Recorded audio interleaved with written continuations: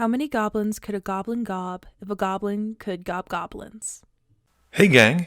Using the promo code MTGMudsta, all caps, will get you 10% off any order over $10 at Flipside Gaming. It'll also get you 10% off any orders of singles at Multizone. And it'll get you 10% off most products at Original Magic Art, with the exceptions of some paintings. If these fine sites don't have what you're looking for, you can also consider using my affiliate link when ordering from TCG Player. And if you'd like to join the generic Goblin Gang to support this channel, there's a link to my Patreon in the description below. You'll also be excited to hear that Flipside Gaming is doing a giveaway for Double Masters. If you place an order of $10 or more between July 6th and August 7th, you'll be entered for your chance to win the box. Alternatively, you can send a stamped, self-addressed envelope or postcard to Flipside Gaming to be entered to win as well. It's one entry per person, so good luck and have fun. Hey gang, and welcome back. Today's game is another Wizard's Tower special, and we have Kyle rejoining us, playing his Arahbo deck. He keeps Ghalta, Day of Judgment, Ronus, Return of the Wildspeaker, Sacred Cat, Plains, and a Forest. We have a brand new Trevor joining us, playing the First Sliver, and he keeps Venom Sliver, Quilled Sliver, Darksteel Ingot, Forest, Plains, and Swamp. Josh is back playing his Arcades deck, keeping a Plains, Temple of Mystery, Slaughter the Strong, Hover Barrier, Dovin's Veto, Cloudstone Curio, and Wall of Tanglecord. Jamie is back playing her Alela deck, keeping Soul Ring, Reconnaissance, Karmic Justice, Swamp, Prairie Stream, Underworld Coinsmith, and Empyrean Eagle. Kyle wins the die roll and starts us off. Kyle plays a Plains and casts his turn 1 Sacred Cat. Trevor plays a Tap Jungle Shrine. Jamie plays a Swamp and casts her Soul Ring. Josh plays a Temple of Mystery, scrying 1, and bottoms it. Kyle plays a Forest and goes to combat. Arahbo's Eminence trigger goes off, pumping the Sacred Cat by +3/+3, and he swings it at Jamie, dealing 4 and gaining 4. Kyle then plays out a Scythe Leopard and passes turn. Trevor plays a Forest and casts a Venom Sliver. Jamie plays an Island and passes. Josh plays a Plains and casts his Wall of Tanglecord. Kyle draws and goes to combat. He pumps the Sacred Cat again with the Arahbo Eminence trigger and swings it at Jamie and the Scythe Leopard at Trevor. They both take the hit, with Kyle gaining 4. Kyle then plays out a Sarah's Ascendant and passes. Trevor plays a Plains and plays out Quilled Sliver. Jamie draws and casts an Arcane Signet. The Signet is then tapped for 1 white to cast Reconnaissance, and she plays a Prairie Stream. She taps it for 1 white as well, and plays Authority of Consuls, passing. Josh draws and plays a 2-drop Wall. It comes into play tapped and gains Jamie 1 life. Kyle draws and goes to combat.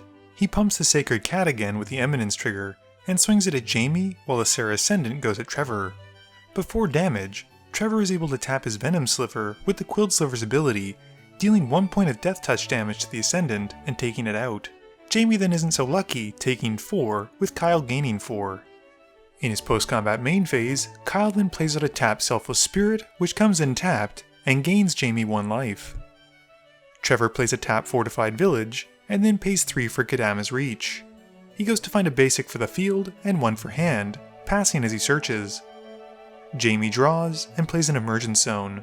She brings out Alela in her main phase, and then casts a Karmic Justice. This triggers her commander's ability, and she gains a 1/1 fairy token. Josh is having the same problem as Kyle is, and he can't find his 3rd land. He is at least able to pay the mana-reducing Sunscape Familiar, with Jamie gaining 1 as it enters. Kyle draws and plays out Soul Ring. He then casts a Ronus and goes to combat. He puts the trigger on the Scythe Leopard and swings it at Jamie. Trevor decides he's tired of Kyle's consistent damage and taps the Venom Sliver again with the Quilled Sliver's ability to take out the Scythe Leopard. With nothing else, Kyle passes. Trevor plays a Swamp and casts a Gemhide Sliver, which comes in tapped and gains Jamie 1. He then taps the rest of his lands plus the Quilled Sliver for a blue to cast the First Sliver. He cascades into a Shifting Sliver, and it enters along with the First Sliver tapped, and Jamie gains 2. Jamie draws and casts an Underworld Coinsmith, gaining another fairy token from Alela. It then comes in and gains her another point of life from its own ETB.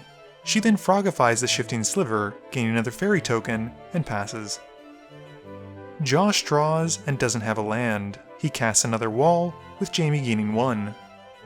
Kyle draws and plays Flooded Strand and goes to combat. He puts the trigger from Arahbo on the Sacred Cat, but only swings with Ronus at Trevor. Trevor declares no blocks, and before damage, Kyle casts Hunter's Insight on the god. He then deals 5 damage and draws 5 cards, and with nothing else, Kyle then moves to his discard step.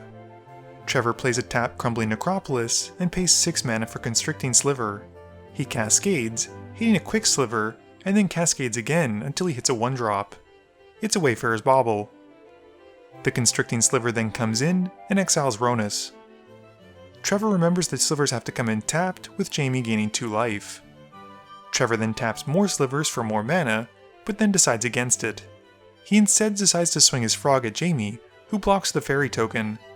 They trade, and he passes while Kyle sacrifices his Flooded Strand to find a land.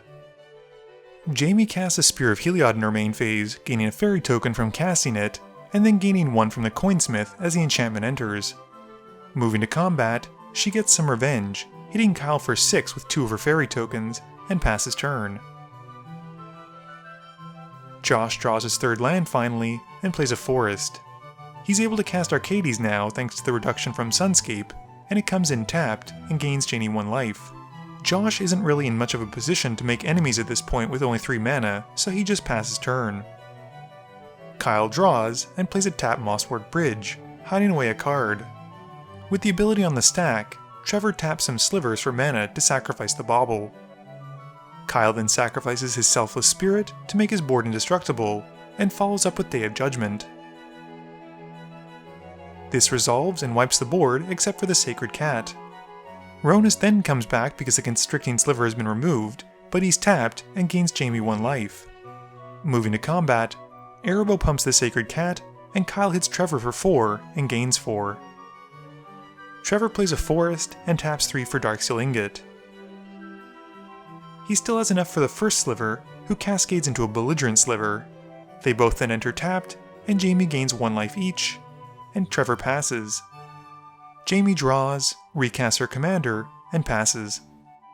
Josh draws and casts a Wall of Tears and then a Wall of Hope. They come in tapped as well, gaining Jamie 2.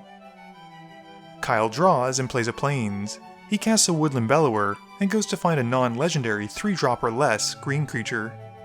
He grabs a Dauntless Escort and taps both creatures as they come in, with Jamie gaining 2. He pumps the Sacred Cat once more with Arahbo and swings it at Trevor, while Ronus goes at Jamie. Both of them take the hit, with Kyle gaining 4. Trevor plays a Survivor's Encampment and taps some mana. He casts a Bone Splitter and Crypt Sliver, both of which come in tapped and gain Jamie 1 life each.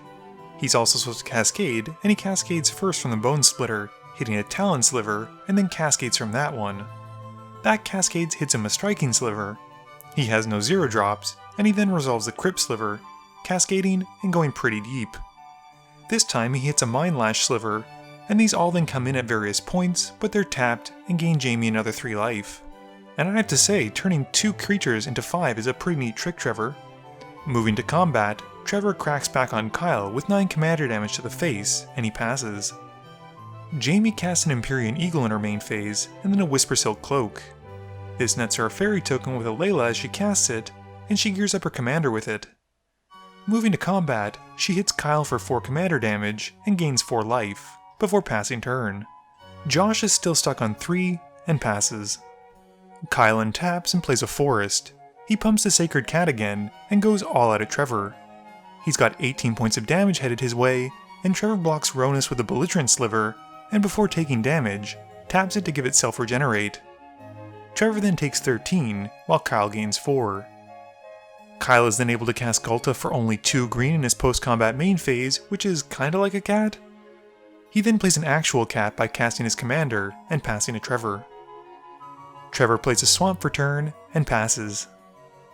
Jamie casts a Talisman of Hierarchy in her main phase, gaining a fairy token, and goes at Kyle again with Alela, dealing 4 more and gaining 4 more before passing to Josh. Josh draws and passes. Kyle draws and plays a forest. He goes to combat, pumping the trusty Sacred Cat, and goes all out at Trevor. With the Sacred Cat attacking, he gets a trigger from Arahbo and pays the 3 to give it trample and give it +X+X, where X is its power. This makes it into an 8/8. The First Sliver and Bone Splitter go in front of Gulta, the Talon goes in front of the Dauntless, and the Striking and Mind go in front of the Woodland Bellower, and he blocks the 2 remaining cats with 1 sliver apiece. Ronus is unblocked, which isn't great for Trevor, and when he counts it up again, he realizes he's done for either way. He then activates the Mind Lash Sliver's ability for 4 slivers as he goes out. This will cause everyone to discard 4 cards, and with the ability on the stack, Kyle casts Return the Wild Speaker, but Josh doesn't want to leave Kyle out of the fun of having no hand, and counters it with Dovin's Veto. Kyle then gets priority again once all that's resolved, and he uses Noxious Revival to put the return on top of his library. They discard their hands, and damage is then dealt, with Trevor getting taken out, and Kyle gaining 8 life, and losing Gulta sadly. Jamie plays a tap Symbol of Silence, scrying 1, and keeping it on top. She goes to combat, hitting Kyle for 12, and gaining 4 life from her commander's lifelink. Before leaving the combat step, Jamie then uses her Reconnaissance to untap the fairy tokens in her cleanup step, and she passes turn. Josh draws and plays a tap Mystic Sanctuary. Sadly, he gets nothing back and passes. Kyle draws his return and goes to combat. He puts the trigger on the Sacred Cat and goes all out at Jamie. He pays for Arahbo's on attack trigger, pumping his Sacred Cat again, and represents 27 points of damage if not blocked. She blocks the Sacred Cat and the Dauntless and the token trade. She still then takes 20 damage, while Kyle gains 8. Before leaving the combat step, Jamie then activates her Spear of Heliod to take out Arahbo. In his post-combat main phase, Kyle then casts the Return and draws 8 cards as it resolves. He plays a Plains and casts a Step Links and then a Charmed Stray, passing turn. Jamie realizes Kyle's stuff should come in tapped, and she would gain 2 life. Once more she swings Alela at Kyle, dealing 4 and gaining 4 before passing. Josh plays a Windswept Heath and has never been so happy to lose 1 life as he is when he cracks it. He grabs a Savannah and passes. Kyle untaps and draws. He plays a Forest and the Step Links gets pumped. Kyle then goes to combat and puts the Arahbo trigger on the Sacred Cat. Before moving to declare attackers, Jamie flashes out Lawmage's Binding and puts a stop to the Sacred Cat. Everything then goes at Jamie, who realizes she gets a fairy token from the Binding. She then blocks the Charmed Stray with the fairy token and takes the rest, which is 12. In Kyle's post-combat main phase, he uses Life's Legacy and sacrifices the Woodland Bellower to draw 5. Jamie then loses 1 using her Talisman to help activate the Spear and destroys the Lynx. Kyle isn't finished with his turn though, casting Regrowth to bring back Day of Judgment to his hand. He then casts it, wiping the ward. 1 white mana then embalms the Sacred Cat, and Kyle also drops an Uvenwald Tracker before passing. Jamie casts a Curse of Exhaustion on Kyle, passing. Josh plays a Temple of Enlightenment, scrying 1, bottoming it, and passing. Kyle draws and plays Command Tower. He recasts Arahbo and pumps the Sacred Cat with Arahbo again. He swings Ronus at Jamie and the cat at Josh. Kyle pays for Arahbo's on attack trigger for the cats, and Jamie takes 5, while Josh takes 8 with Kyle gaining 8, and Kyle then passes turn. Jamie draws and plays an island. She then passes turn. Josh draws and recasts Arcades. He then plays a tap Seacrone Coast and passes.